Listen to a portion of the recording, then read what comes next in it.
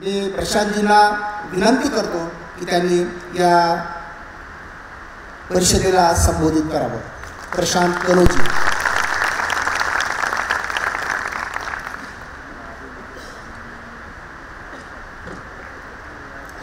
सभी यहाँ जितने भी लोग मौजूद हैं, सबसे पहले तो मैं सभी लोगों का क्रांतिकारी इस्तकबाल करना चाहता हूँ. सभी को जय भीम और नीला सलाम कहना चाहता हूँ. और मैं मंच पर उपस्थित आदरणीय गोलसे जी पाटिल जी का भी धन्यवाद करना चाहता हूँ कि उन्होंने वापस ये कार्यक्रम आयोजित करके ये संदेश देने का काम किया है कि यलगार परिषद सिर्फ एक कार्यक्रम नहीं है, बल्कि रेजिस्टेंस की एक मूर्ति, एक प्रतीक है कि आप लोग हमें कितना भी दबाने का काम करेंगे, कितना भी आप लोग हमें परेशान करने का काम करेंगे, हम लोग आपके खिलाफ, आपकी पेशवाई के खिलाफ आंख में आंख डाल के बात करने का काम करेंगे. जिस प्रकार आज देश के अंदर लोगों पे हमले हो रहे हैं, और सिर्फ एक लोगों पर हमला नहीं हो रहा, उन सभी लोगों पर हमला हो रहा है जो लोग सवाल पूछते हैं. लोकतंत्र का मतलब क्या होता है? लोकतंत्र का मतलब ही होता है कि जहां जनता की बात हो, जनता के लिए काम हो. लेकिन यहाँ सब कुछ उल्टा है. जनता को दबाकर जहां लाशें बिछा दी गई हैं और वहां दो गिद्ध बैठकर इंतजार कर रहे हैं, वो सिर्फ लाशें गिन रहे हैं. वो लाशें किनकी हैं? वो लाशें इस देश के बहुजनों की लाशें हैं, इस देश के मुसलमानों की लाशें हैं, इस देश की महिलाओं की लाशें हैं. उनके हक, अधिकार, हकूकों पर पैर रखकर, उसको कुचलकर ये लोग अपनी पेशवाई का झंडा वापस बुलंद करना चाहते हैं. लेकिन आप लोग इनको बता दो कि हम बाबा साहब अम्बेडकर की औलादे हैं. आपके पेशवाई को हमने भीमा कोरे गांव में भी कुचला था, और आगे जब जब जरूरत पड़ेगा आपकी पेशवाई को ठोकर मारकर वापस गिराने का काम करेंगे. इस समय पूरा देश आंदोलित है. जब मैं कहता हूं पूरा देश, तो मैं किसान को मानते हुए कहता हूं कि किसान जो है वो इस देश का असली देशभक्त है. ये देशभक्त नहीं है जो लोगों को जय श्री राम का नारा लगाकर उसकी हत्या कर देते हैं, किसी के टिफिन में किस चीज का मांस रखा है उसको देखकर किसी का मर्डर कर देते हैं. ये लोग देशभक्त नहीं, आतंकवादी हैं. मैं इन्हें भगवा आतंकवादी कहता हूं. और इस बात से कहने में कोई शर्म नहीं आनी चाहिए कि ये लोग भगवा आतंकवादी हैं, और इनका जो मुख्यालय नागपुर में है. ये लोग लोकतंत्र की, गणतंत्र की और देशभक्ति की बात करते हैं. दुनिया जानती है आज़ादी के 50 साल बाद तक भी ये लोगों ने तिरंगे को नहीं अपनाया और अपने भगवा झंडे को फहराते थे. और आपको याद होगा कि जब आरएसएस मुख्यालय में जबरदस्ती तिरंगा फहराने की कोशिश की गई तो उसके खिलाफ मुकदमा भी लिखवाया ये लोगों ने. इनका राष्ट्रवाद इतना फर्जी है, इतना घटिया है कि ये लोग ये दरअसल राष्ट्रवाद नहीं है, ये ब्राह्मणवाद है. ये दरअसल अपनी जाति व्यवस्था को बनाए रखने के लिए. आरएसएस का जन्म क्यों हुआ? उस समय तो देश के अंदर बहुत सारे क्रांतिकारी थे और अलग अलग लड़ाइयां हो रही थी. आरएसएस का जन्म ही क्यों हुआ?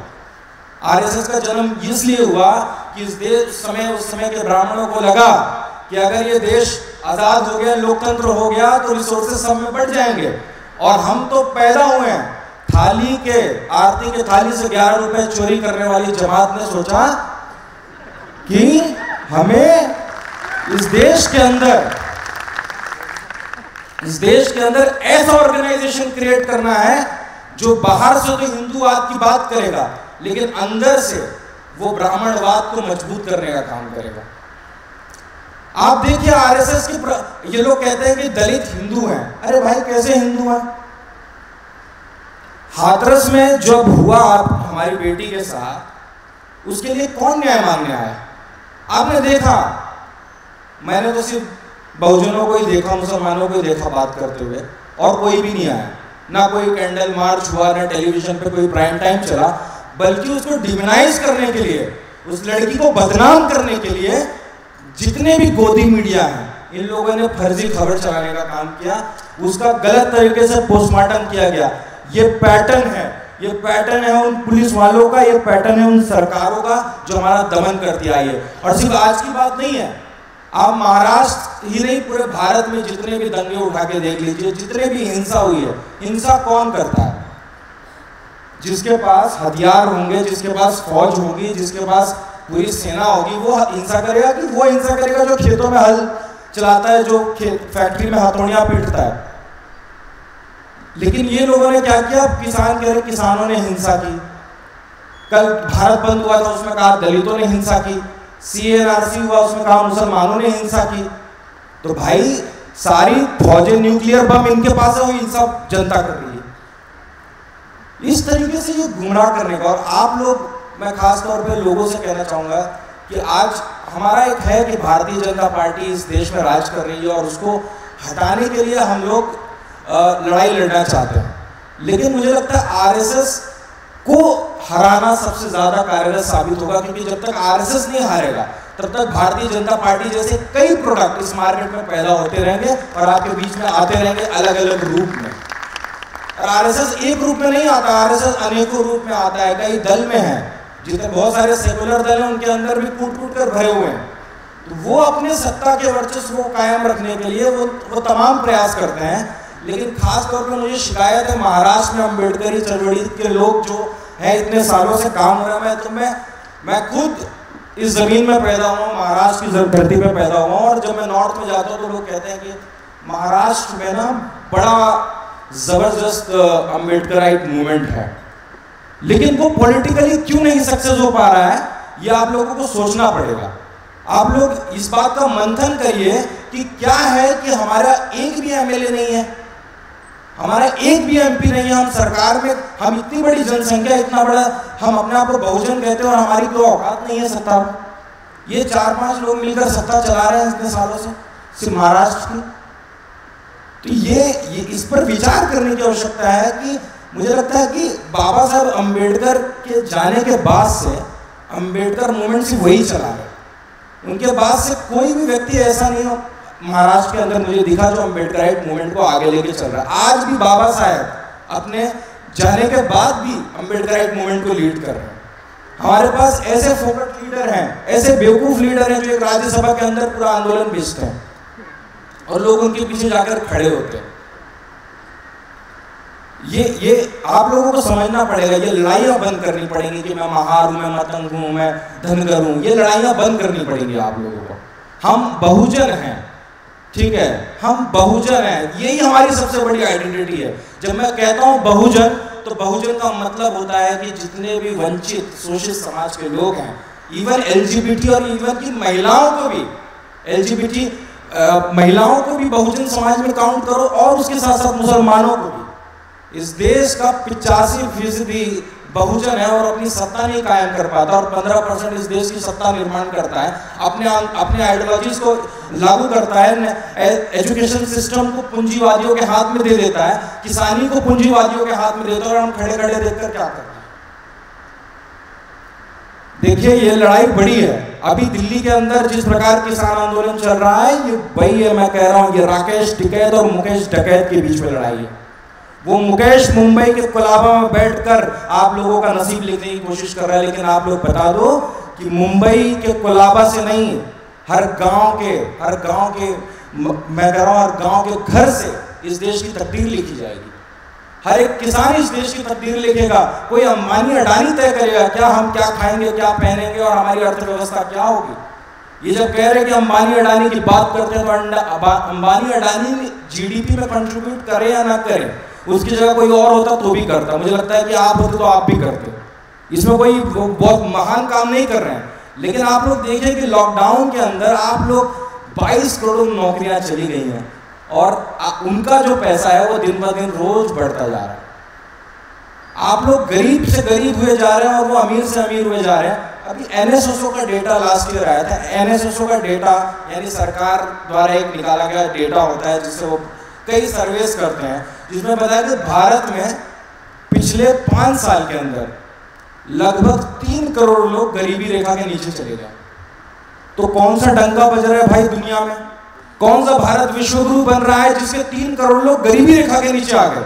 हम क्वालिटी ऑफ लाइफ सुधारने की बात कर रहे हैं, हम कह रहे हैं कि लोगों की जिंदगी अच्छी होनी चाहिए, और वहां उनके 3 करोड़ लोग गरीबी रेखा के नीचे चले जाते हैं, बिलो पॉवर्टी लाइन। कि उन लोग चाहते हैं कि ये लोग लाल कार्ड लेकर दिन भर 1 किलो 2 किलो चावल ही लेते रहे। ये आप लोगों को तय करना पड़ेगा कि आप लोग क्या चाहते हो। ये धर्म की अफीम सुनाकर आप लोगों के सारे अधिकारों को छीनते जा रहे हैं और आप लोग टेलीविजन का रिमोट चेंज कर करके चेक कर रहे हैं कि आपकी बर्बादियों की कहानियां कहां कहां छपी हैं और कहां कहां दिखाई जा रही है।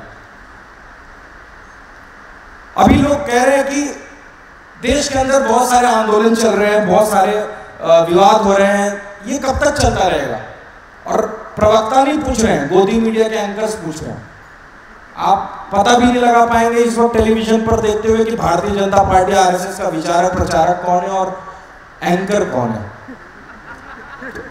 तो कोई आपसे पूछे कभी कि ये जो तुम लोग कर रहे हो ना, आंदोलन करते रहते हो, यलगार परिषद का आयोजन करते हो, भारत बंद करते हो, अपने किस 3 बिल वापस लेने के लिए प्रदर्शन करते हो, अखलाक पहलू खान मारा जाता है तो आवाज उठाते हो, तो कोई जब ये तुमसे पूछे ये आंदोलन कब तक चलेगा तो उनको बता देना ये आंदोलन तब तक चलेगा जब तक अम्बेडकर के संविधान का आखिरी अनुच्छेद लागू नहीं हो जाता। यह आंदोलन तब तक चलेगा जब तक नेहरू का कोट में लगा वो लाल गुलाब दोबारा खिल नहीं जाता। यह आंदोलन तब तक चलेगा जब तक गांधी के चश्मे पे वो धूल हटा नहीं दी जाती। यह आंदोलन तब तक चलेगा जब तक अखलाक को न्याय नहीं मिल जाता। यह आंदोलन तब तक चलेगा जब तक पहलू खान को न्याय नहीं मिल जाता। यह आंदोलन तब तक चलेगा जब तक हाथरस में हमारी बहन को न्याय नहीं मिल जाता। यह आंदोलन तब तक चलेगा जब तक कश्मीर में हमारे भाइयों को न्याय नहीं मिल जाता। यह आंदोलन तब तक चलेगा जब तक हमारे किसान भाइयों को खिलाफ जो 3 बिल दिए गए वो वापस नहीं लिए जाते। यह आंदोलन तब तक चलेगा, यह आंदोलन तब तक चलेगा जब तक हम आरएसएस को इस धरती से उखाड़कर बाहर नहीं फेंकते थे। यह आंदोलन तब तक चलेगा। लड़ाइयां बड़ी हैं, एक लड़ाइयां नहीं है, 500 लड़ाइयां गिना दूंगा भी यहीं खड़े खड़े। तो ये मत सोचना कि हमारे पास मुद्दा नहीं है, हमारे पास इच्छा शक्ति नहीं है, हम लड़ना नहीं चाहते। मुझे लगता है कि दलितों के लिए जिस प्रकार सरकार न्याय करती है, जिस प्रकार उन्हें बर्बाद करने की कोशिश करती है, आप लोग घुट घुट कर ऐसी गंदी जिंदगी जीने से अच्छा लड़ते हुए मर क्यों नहीं जाते? ऐसी गंदी जिंदगी जीने से अच्छा तो है सड़कों पे लड़ लड़ के मर जाना। इन पेशवाओं ने आप लोगों के साथ इतना बुरा किया, हमारे साथ इतना बुरा किया, हमारे पूर्वजों के साथ इतना बुरा किया। लोग ये बोलते हैं, आप लोग बड़ा हार्श बोलते हो, बड़ा कड़क बोलते हो। तो मैं उनको बताना चाहता हूं, मैं इतना हार्श इसके लिए बोलता हूं, इतना कड़क इसके लिए बोलता हूं क्योंकि मेरा जो इतिहास था ना वो सुनहरे सपनों में नहीं था। मेरा जो इतिहास था ना वो महलों में नहीं था, हमारा इतिहास नालियों में था। हमारा इतिहास उस काले अंधेरी गुफाओं में था। तो उन जब अंधेरों को रात को मैं आंख बंद करके सपनों में देखता हूं तो मुझे गुस्सा आता है, और उसी गुस्से को जब मैं आपको लौटा कर देता हूं तो आपको डर लगता है, आपको लगता है मैं दंगा भड़का रहा हूं, मैं लोगों को भड़का रहा हूं। अरे मैं क्या भड़काऊंगा? आप पॉलिटिशियंस लोग बैठकर अपने एसी चैम्बर्स में कहते हो कि ये तो मरी हुई जनता है। तो इन मरी हुई जनता को अगर मैं जगा सकता हूँ तो मुझे लगता है कि हमारे समाज में कितने बड़े महापुरुष अम्बेडकर, फूले साहू अम्बेडकर की ये धरती है, और उसका समाज अगर नहीं जाग रहा है तो ये शर्म की बात है। मेरी ये शिकायत है। लेकिन जिस प्रकार मुझे लगता है कि कल्चर के माध्यम से अम्बेडकराइट मूवमेंट आगे आया है, ये बहुत ही बेहतरीन है। मतलब जिस प्रकार लोग गीतों का सहारा लेकर यहाँ के लोग परफॉर्म करते हैं, ये बहुत ही बेहतरीन है। ये मुझे कहीं भी नहीं दिखा, और मुझे लगता है कि यही आपकी ताकत है। इसी को आपको अपने पॉलिटिकल विल में तैयार करना है, अपने पॉलिटिकल पावर में लाना है कि आप लोग जो है ना वो नंबर्स नहीं हो, 1 2 3 4 5 नहीं हो। आप लोग, हर आदमी एक आइडेंटिटी है, हर आदमी इस कॉन्स्टिट्यूशन का ओनर है, इस देश का मालिक है, और वो तय करने का मादा रखता है कि इस देश के अंदर क्या होगा। उत्तर प्रदेश के अंदर मुझे 2 बार गिरफ्तार किया गया, और गिरफ्तार करके ले जाते हैं, 3rd degree torture, electric shocks वगैरह देते हैं। उसके बाद 3 महीने मुझे जेल में रखा जाता है, और मैं 3 महीने जेल शुरू होने से पहले 7 दिन तक मुझे सोने नहीं दिया गया जेल के अंदर। यानी कि मैं 7 दिन तक नहीं सो पाया। 7 दिन नहीं सो पाने में क्या रोल था? ऐसा तो नहीं था कि मैं बहुत बड़ा अपराधी था या ऐसा कुछ था। बहुत सारे अपराधी मेरे साथ, मर्डरर, बड़े बड़े रेपिस्ट भी मेरे साथ ही जेल गए थे उस साथ में, सेम बैच में जब एंट्री होती है तो। ये मैटर करता है आपकी जाति पर, या आपके साथ कैसा ट्रीटमेंट होगा। आप लोगों को लगता है कि जाति व्यवस्था हमारे समाज में नहीं, जाति व्यवस्था हर जगह है। जेल के अंदर कूट कूट कर जाति व्यवस्था भरी हुई है कि टीवी के पास कौन सोएगा और वॉशरूम के पास कौन सोएगा। आपके प्रिजनर कार्ड पर आपके जाति का कॉलम है, बताता है कि आप किस जाति के हैं। तो आप बताइए कि जब सरकार खुद जातिवाद को प्रैक्टिस कर रही है तो कैसे हम पर आरोप लगाते हैं कि हम जातिवाद को बढ़ावा दे रहे हैं। हम जातिवाद को बढ़ावा नहीं दे रहे, हम दरअसल काउंटर कर रहे हैं आपके कास्टिज्म को, आपके हजारों साल के कास्टिज्म को, आपके हजारों साल की इनइक्वालिटी को, चाहे वो जेंडर के पैमाने पर हो, चाहे वो कास्ट के पैमाने पर हो। जैसे एक एग्जाम्पल के रूप में आप लोग बचपन से लालू यादव का नाम आप लोगों ने बहुत सुना होगा, टेलीविजन के माध्यम से, अखबार के माध्यम से, बड़े फेमस नेता। उनके राज को मीडिया जंगल राज कहता है। जंगल राज यानी कि वहां सब कोई भी व्यवस्था नहीं है, और ऐसा लगता था लालू यादव से पहले वो एम्स्टर्डम था। ये पता नहीं, बोलते कि लालू यादव, दरअसल लालू यादव का जो राज था वो जंगल राज नहीं था, वो कॉन्फ्लिक्ट का राज था। वो दरअसल रेजिस्टेंस का राज था कि जो हजारों सालों से मार खा रहे थे उन्होंने मारना शुरू कर दिया। तो लोग बोले ये तो व्यवस्था खराब हो रही है, अरे ये तो मार खाने वाली कौन थी, ये तो मारने लग गई, ये तो अर्जक है, ये तो सिस्टम खराब कर रहे हैं, इसके लिए जंगल राज। सिस्टम मंगल राज क्या होता कि लोग मार खाते रहते।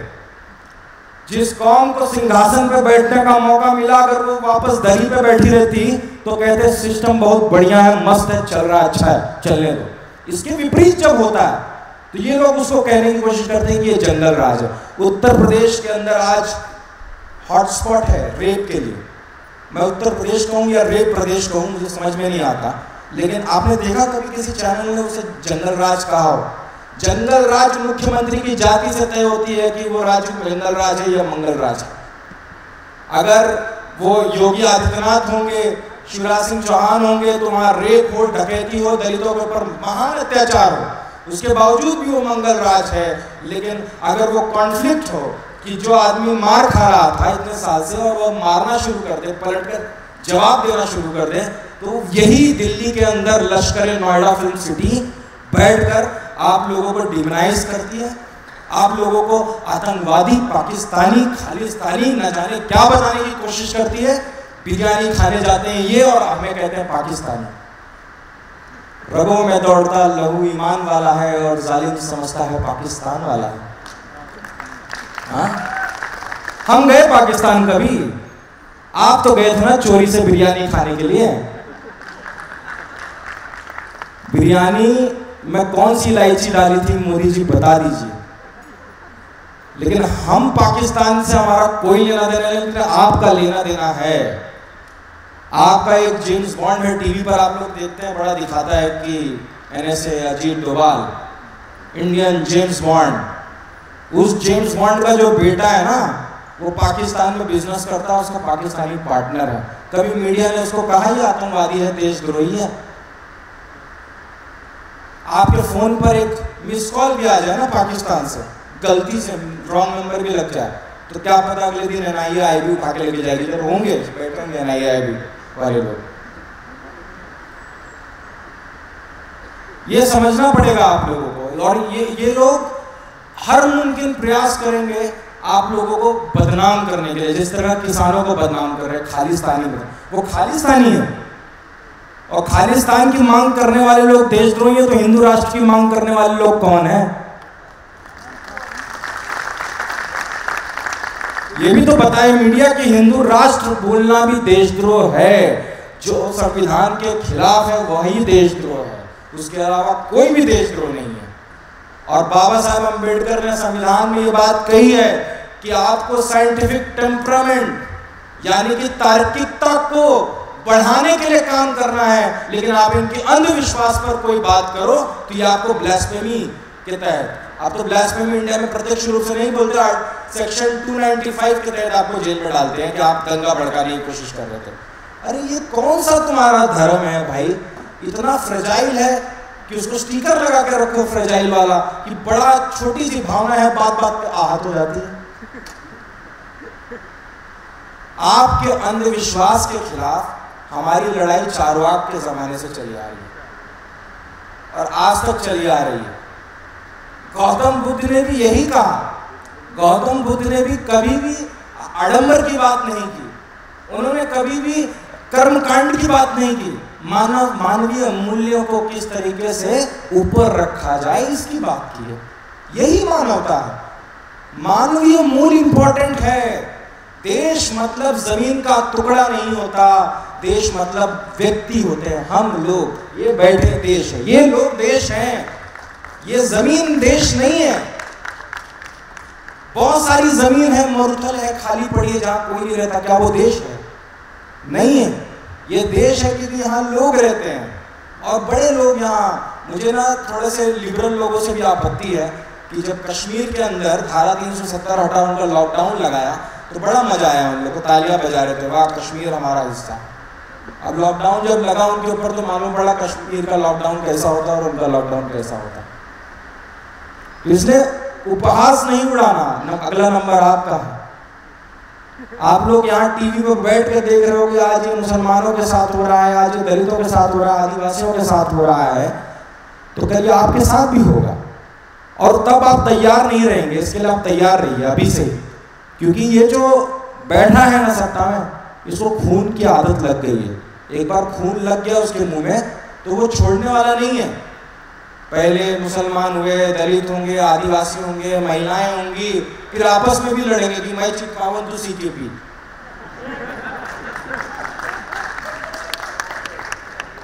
तो ये लड़ाई कभी खत्म नहीं होगी। ये हम की लड़ाई, मैं बड़े की लड़ाई। और खास तौर पे अम्बेडकराइट मूवमेंट में भी एक प्रॉब्लम है। इस बात को मैं एड्रेस करना चाहता हूँ, मैं बताना चाहता हूँ कि कुछ बहुजन समाज की कम्युनिटी सोचती है कि हम सुपीरियर हैं। अरे कोई सुपीरियर नहीं यार, वो भी 4 जूते खाते थे, आप भी 4 जूते खाते हो। अब आपका दर्द एक है तो आपका दुश्मन एक है, तो एक हो जाओ ना। अभी भी उसमें लड़ रहे हैं कि हम लोग बड़े हैं, तुम छोटे हो। अरे तुम किससे बड़े हो भाई? तुम्हारे सामने कौन है? तुम्हारे सामने वो बैठा है भाई, पेशवाओं की औलाद, जो आप लोगों को कुछ भी नहीं समझता। वो आप लोगों को एक आंख से देखता है। आप लोग शूद्र हो, तुच्छ हो, अछूत हो, लेकिन आप लोग आपस में लड़ाई लड़ रहे हो। इसके लिए हमारी ये हालत है कि पेशवाई हुकूमत महाराष्ट्र में बैठती है और कई बेगुनाहों को जेल भेज दिया जाता है बिना किसी सबूत के। चाहे वो सुधा भारद्वाज हो, चाहे वरवरा राव हो, चाहे वो फादर स्वामी हो, चाहे रोना विल्सन हो, चाहे तिल तुमड़े हो, तमाम ऐसे लोग हैं। और ये आंकड़े रुकने वाले नहीं हैं, ये आगे और भी चलेंगे। इसलिए आप लोग एक हो जाइए, क्योंकि जब तक आप लोग पॉलिटिकली एक्टिवेट नहीं करेंगे अपने दिमाग को, जिंदा तो सब होते हैं ना यार। मतलब जेल के अंदर जब मैं देखता था अपने समाज के लोगों को, सबसे ज्यादा जेल के अंदर हमारे लोग हैं और मुसलमान, यही 2 कम्युनिटी है और कोई भी नहीं है। तो अब मैं उनकी हालत देखता हूँ जेल के अंदर, तो मुझे लगता है कि अगर ये जिंदगी है तो बाहर कौन सी बेहतर जिंदगी है? आज़ाद रहकर आपको लगता है मैकडॉनल्ड में हफ्ते में एक बार बर्गर खा लिया तो आप लोग का दर्जा बहुत ऊंचा हो गया। ऐसा नहीं है। जब तक इस देश की सत्ता पर आप लोगों का कब्जा नहीं होगा, कब्जा जब मैं कहता हूं तो ये नहीं कि इनकी तरह कब्जा करना है, बल्कि इनका जो अनधिकृत कब्जा है उससे हटाकर देश की जनता जब इस देश के ऊपर कब्जा करेगी तो न्याय होगा। उस न्याय के लिए हम बात कर रहे हैं। और कई लोग हैं, अभी इससे पहले आप लोग सुन रहे थे श्वेता भट्ट जी, संजीव भट्ट जी की बात कर रही थी। क्या हुआ संजीव भट्ट के साथ? सच बोलने की सजा मिली। वो एग्जाम्पल दिखा रहे, उदाहरण है सभी पुलिस वालों को, सभी खाकी वर्दी वालों को कि समझ जाओ, ईमानदारी से काम नहीं, सरकार के इशारे पे नाचना है, वरना तुम्हें भी संजीव भट्ट बना देंगे। जज लोया के साथ क्या हुआ? जज लोया के साथ भी वो उदाहरण है कि हमारे हक में फैसले दो, हमारे हिसाब से फैसले दो, वरना जज लोया बना देंगे, वरना तो गोगोई बनने के लिए बहुत लोग बैठे हैं। एक राज्यसभा सीट पर फैसले हो जाते हैं। मुनव्वर फारूकी का अगर आपने बेल रिजेक्शन ऑर्डर पढ़ा होगा तो आपको लगेगा कि बेल रिजेक्शन कहाँ से छपा है, कोर्ट से छपा है या नागपुर से छपा है। ये स्टेटस हो गया है आज के जजों का, पॉलिटिकली अपॉइंटेड जज इनको मैं कहता हूँ, ये पॉलिटिकली अपॉइंटेड जज हैं। ये कोई एग्जाम देकर आए हैं क्या? एक क्लर्क भी एग्जाम देकर पास होता है, ये तो पॉलिटिकली अपॉइंटेड हुए हैं। और ये पॉलिटिकली अपॉइंटेड अपने आकाओं को खुश करने के लिए संविधान को ताक पे रख देते हैं। तो आप लोग समझिए कि आपको अब अदालत से भी न्याय मिलेगी। मैं गारंटी नहीं बोलता हूँ कि आपको अदालत से भी न्याय मिलेगा। पुलिस आपके खिलाफ, अदालत आपके खिलाफ, फौज को भी आपके खिलाफ इस्तेमाल करेंगे, सत्ता तो आपके खिलाफ ही है। आप लोगों के पास सिर्फ एक चीज है, आपके पास सिर्फ एक चीज है, वो है फूले सावित्री अंबेडकर शाहू के विचार। उसी को लेकर अगर आप लोग लड़ाई लड़ेंगे तो वो सबसे बड़ा हथियार है। और वो हथियार ऐसा हथियार है कि वो सबको हरा सकता है। उसने इतने साल पुराने, इतने हजारों साल पुरानी व्यवस्था को हराने की कोशिश की, उसने मार्ग दिखाया। मैं नहीं कह रहा हूँ वो सक्सेस हो गया कि हम असमानता मिट गई, लेकिन इतना बड़ा मार्ग दिखाया हमें कि असमानता कैसे मिटेगी। उस मार्ग पर चलने में हमें क्या आपत्ति है, क्या प्रॉब्लम है हमें, ये हमें समझना पड़ेगा। और जो किसान भाई लड़ रहे हैं ना, वो हमारे भाई हैं, और उन सब का समर्थन करना ये हमारी नैतिक जिम्मेवारी बनती है। जो लोग किसान बिल को नहीं जानते, समझ रहे हैं किसान हुड़दंग मचा रहे हैं, जबकि वो 3 किसान जो बिल है ना, वो आप लोगों का मौत का डेथ वारंट है जो नरेंद्र मोदी ने साइन किया है। लेकिन वो प्रिंट जो हुआ है ना, उसकी टाइपिंग जो हुई है, वो मुंबई के कोलाबा में अंटीला में हुई है। ये गौतम अडानी के दफ्तर से टाइप होकर आया और यहाँ साइन किया गया है। मुझे लगता है कि ये जो कानून है ना, इसमें आप बेसिक एक लाइन में आपको बताता हूँ, इस कानून की वजह से जो किसान है, ये कहते हैं किसान अपना जो माल है ना, वो कहीं भी बेच सकता है। वो तो पहले भी बेच सकता था, इसमें नया क्या है। और 2 एकड़ में गेहूं उगाने वाला किसान तमिलनाडु में माल बेचने जाएगा, उसके पास तो एपीएमसी होता है ना, कि जाकर मंडी में अपने छोटे से प्रोडक्ट को दे दीजिए। तो पूंजीपतियों की बात कर रहे हो आपकी, जिसके पास 50 टन 100 टन माल पैदा होता है, वो जाता होगा वहां। उसके बाद ये कॉन्ट्रैक्ट फार्मिंग लाया है इसके अंदर एक नया। कॉन्ट्रैक्ट फार्मिंग में क्या बोल रहे हैं कि आपके साथ ना पहले रेट तय हो जाएगा कि आपको कितना पैसा मिलेगा। मान के चलो मेरे पास गौतम अडानी जी आ गए, बोले कि यार प्रशांत तुम बड़ा अच्छा गेहूं उगाते हो, तुम्हारे साथ कॉन्ट्रैक्ट कर लेते हैं और मैं 3000 रुपये क्विंटल पर तुम्हारा गेहूं खरीदूंगा। मैंने बोला यार बाजार में 1800 रुपये, यहाँ 3000 कर लेते हैं। उसके बाद मैंने कॉन्ट्रैक्ट कर लिया, और जब मैंने माल देने की बारी आई तो गौतम अडानी साहब ने कहा यार ये तो 1-1 mm छोटा है। मेरे को तो ऐसा नहीं लगा था, क्योंकि कॉन्ट्रैक्ट में लिखा है ग्रेड क्वालिटी। ग्रेड क्वालिटी के नाम पर वो आपके माल को रिजेक्ट कर सकता है, और उसका अपील आप कहाँ करेंगे पता है? एसडीएम के पास। एसडीएम आपकी सुनेगा या उनकी सुनेगा? जो हरीश साल्वे जैसे वकील को खड़ा करेंगे जो 50 लाख रुपए एक केस के ले लेते हैं। किसान कहाँ से देगा इतना पैसा? और एसडीएम क्यों सुनेगा आपकी? आप हो कौन? अभी सुनता है क्या आपकी? गौतम अडानी के सामने आपकी सुनेगा? इससे किसान पूरी तरह बर्बाद होगा। उसका 3000 रुपये का सपना देखने वाला जो फसल था, वो गौतम बोलेगा अच्छा तेरे पर रहम आ गया, 1200 रुपये में दे ले लेता हूँ। तो आप बोलोगे यार वेस्ट होने से अच्छा है 1200 रुपये में दे दो। तो ये किसानों को बर्बाद। उसके बाद एसेंशियल गुड्स इन्होंने क्या किया, उसको निकाल दिया। एसेंशियल गुड्स को आप स्टॉक कर सकते हो, मतलब जमाखोरी कर सकते हो। और जमाखोरी करेगा कौन? जिसके पास जमा करने के लिए जगह होगी। किसान के पास रहने के लिए छत नहीं है साहब, ठीक है? 10 स्क्वायर फीट का टेंट बनाकर अपने खेतों में बिता देता है पूरा साल। गोडाउन्स जिसके पास होंगे, बड़ी बड़ी जमीनें होंगी, वेयर हाउस होगा, वो करेगा स्टॉक। और वो किसके पास है? वो गौतम अडानी के पास है, मुकेश अंबानी के पास है। आपके पास क्या है? ठेंगा। तो ताली बजा रहे हो ये कृषि रिफॉर्म बिल है। ये कृषि रिफॉर्म बिल नहीं है, कृषि बर्बाद बिल है। किसानों को बर्बाद करने के लिए ये पूरी योजना के तहत काम किया जा रहा है। इस पूरे देश के मार्केट को कंट्रोल करना चाहते हैं, इस देश के वर्कफोर्स को कंट्रोल करना चाहते हैं। आप लोग बड़े गर्व से पढ़ रहे होंगे कि मैं बीटेक कर लूंगा तो मेरा परिवार सुधर जाएगा। अब देखिएगा बीटेक करने के बाद ये आपको अपने ही खेत में 10,000 की नौकरी देंगे। आपके ही खेत में 10,000 की नौकरी करोगे आप। इस तरीके का वातावरण निर्माण कर रहे हैं। एजुकेशन को लेकर आप लोग देखिए, नई न्यू एजुकेशन पॉलिसी किस प्रकार पूंजीवाद को बढ़ावा देने का काम करती है। दिल्ली यूनिवर्सिटी बहुत प्रेस्टिजियस यूनिवर्सिटी है देश के अंदर, और उस यूनिवर्सिटी के अंदर अगर आपको बीए करना है तो आपको जो खर्चा है 3 साल का वो लगभग 20,000 रुपया है, 6-6,500 रुपया, 7,000 रुपया फीस है।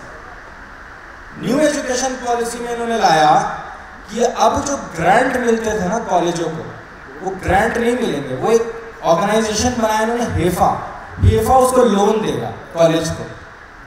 कॉलेज का इनकम क्या होता है? पकौड़े बेचता है कॉलेज। फीस, आपकी फीस से वो लोन चुकाए जाएंगे। और जो एस्टिमेशन बनाया है ना कि आपके बच्चे को, जो रिक्शा वाला सोचता है कि अपने बेटे को दिल्ली यूनिवर्सिटी में पढ़ा लूँगा 20,000 रुपये 3 साल में, वो फीस बढ़कर हो जाएगी 3,95,000 रुपये सिर्फ बीए करने के लिए।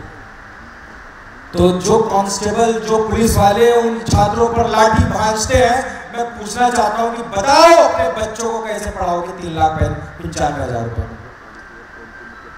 उन ड्राइवरों से पूछना चाहता हूँ कि बताओ कैसे पढ़ाओगे अपने बच्चों को 3,95,000 रुपये में।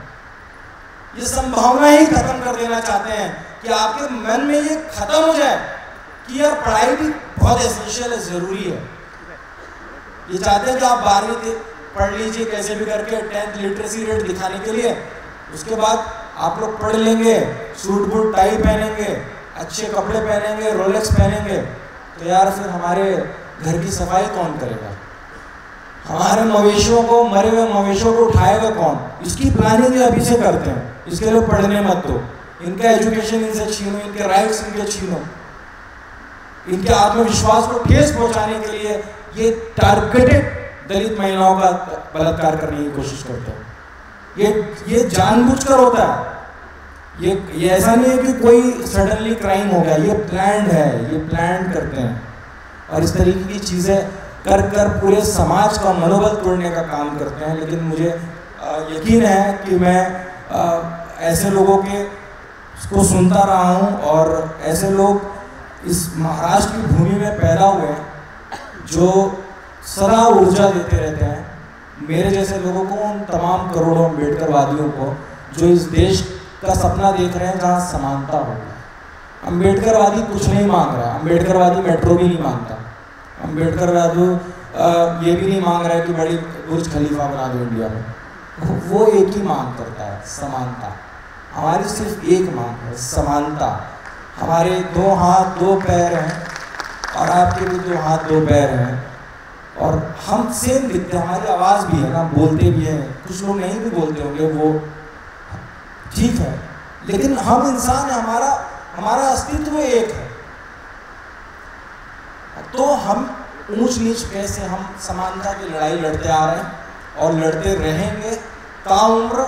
और पेशवाओं की हुकूमत को, यानी कि मैं आरएसएस को भी बता देना चाहता हूँ कि मेरे पे इतने मुकदमे लगाए, 3 में अरेस्ट किया, 82 केसेस अभी रजिस्टर्ड है टोटल ऑल ओवर इंडिया में। ऐसा कोई भी स्टेट नहीं है जहाँ केस नहीं रजिस्टर्ड है। अयोध्या में सबसे ज़्यादा केस रजिस्टर्ड है। मतलब अयोध्या में पुलिस स्टेशन वाला, वो एसएचओ मेरे को फ़ोन करके बोलता है यार आपके खिलाफ रोज आती है कंप्लेंट। मतलब आप देखिए कि मैं आपको बता दूं कि आपको मुझे शांत कराने के लिए ना मारना पड़ेगा, आप मुझे जेल से नहीं डरा सकते। और मैं आप लोगों को, आरएसएस को इस मंच के माध्यम से, एल्गार परिषद के माध्यम से, इस मंच से कहना चाहता हूँ कि जो नियो पेशवाई आप लोगों ने लाया है और नियो पेशवाई के माध्यम से इस समाज को खत्म करने का, बर्बाद करने का आप लोग काम कर रहे हैं, यह आपकी मनोकामना कभी भी नहीं पूरी होने जा रही है। और आपके खिलाफ इस देश का बहुजन, अल्पसंख्यक और महिलाएं, एलजीबीटी कम्युनिटी इकट्ठा होंगे और आपके नागपुर के उस महल को वापस मिट्टी में मिला देंगे जो असमानता की कहानी को इस देश में लिखने का काम कर रही है। मुझे लगता है कि मैंने बहुत आप लोगों का वक्त ले लिया, और यहाँ और शर्जिल भी आए हैं। शर्जिल CA/NRC जो हमारा आंदोलन, इसमें देश में सबसे बड़ा लंबा चलने वाला आंदोलन है, उसके एक बहुत ही बड़े नेता हैं, और जिस प्रकार ये लड़ते हैं मुझे लगता है कि इनसे भी सीखना चाहिए कि किस तरीके से लड़ा जाता है, और माथे पे शिकत तक नहीं आती उस इलेक्ट्रिक शॉक से, उस 3rd डिग्री टॉर्चर से भी। आपने हमारा क्या कर लिया, हमारा आप कुछ नहीं बिगाड़ पाओगे। मैं इसलिए कहता हूँ तुमसे एका बीडीवर माझापन नाव लिया, मला भीती वाटत नाही म्हणून भागे साहेब। इसी बात से मैं अपने बात को विराम देना चाहूँगा, और मुझे उम्मीद है कि फूले शाहू अम्बेडकर की इस धरती पर वापस क्रांति होगी, और कुत्ते की ज़िंदगी जीने से अच्छा हम शेरों की तरह लड़ते हुए सड़कों पर मरना पसंद करेंगे। इनकलाब जिंदाबाद साथियों, जय भीम, नीला सलाम।